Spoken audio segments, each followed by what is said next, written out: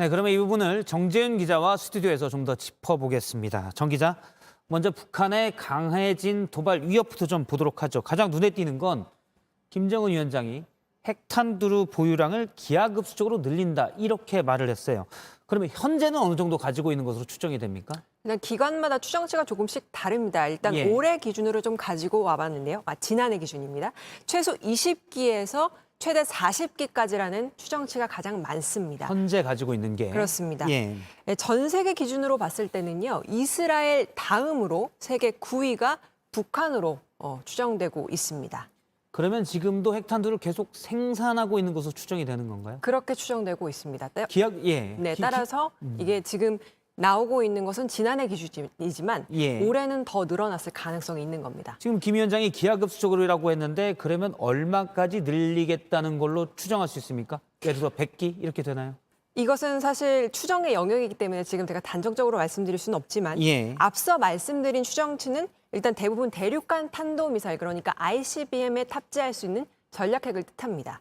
김정은 위원장 말대로 만약에 핵탄두를 기하급수적으로 늘린다라고 한다면 핵탄두를 최대한 이렇게 작고 그리고 예. 가볍게 만드는 걸 뜻하는데 그러려고 하면 기술이 훨씬 더 복잡합니다. 따라서 추가적인 실험이 불가피한 상황입니다.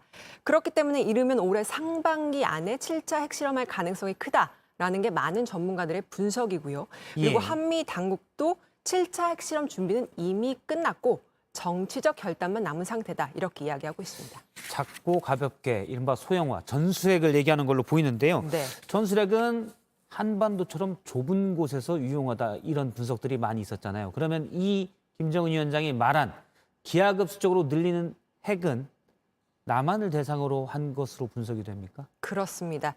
미국을 겨냥한 ICBM에 탑재하는 전략핵보다요. 우리를 향해서 직접 쏠 수 있는 전술핵이 훨씬 더 우리에겐 위협적일 수 있는 겁니다. 예. 게다가 ICBM 개발에 여전히 시간이 더 걸릴 수가 있고 또 올해는 미국의 큰 정치적 이벤트가 없습니다. 따라서 미국의 관심 끌기가 좀 어려운 상황인데요. 따라서 북한은 한반도의 긴장감을 높이기 위해서 계속해서 대남용 도발을 할 가능성이 크다라는 게 많은 전문가들의 분석이기도 하고 실제 북한은 어제 3년 만에 남한을 주적이라고 명시하기도 했습니다. 통일부도 남북 관계 측면에선 김정은 위원장이 직접 우리 측을 명백한 적으로 규정했다면서 군사적 위협을 노골화하고 있다. 이렇게 이야기하기도 했습니다. 우리 측 대응도 보죠. 일단 한반도의 긴장이 높아지는 건 결코 바람직한 일은 아닐 것 같긴 한데 윤석열 대통령은 인터뷰에서 이런 얘기를 했어요. 핵 전력을 한미가 함께 운용하는 방안. 구체적으로 이건 어떤 건가요? 일단 확장 억제라는 걸 들여다보면 미국 핵무기를 우리 영토 내에 굳이 두지 않더라도 예. 유사시에 핵무기를 탑재한 미군의 전략 폭격기라든지 잠수함 등을 출격시키는 걸 말합니다.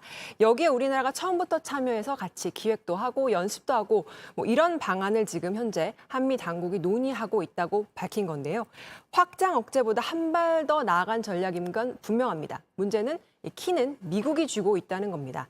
따라서 결국 미국이 어느 정도까지 우리의 참여를 보장할지가 관건인 셈입니다. 예, 알겠습니다. 정재윤 기자와 함께 짚어봤습니다. 수고했습니다.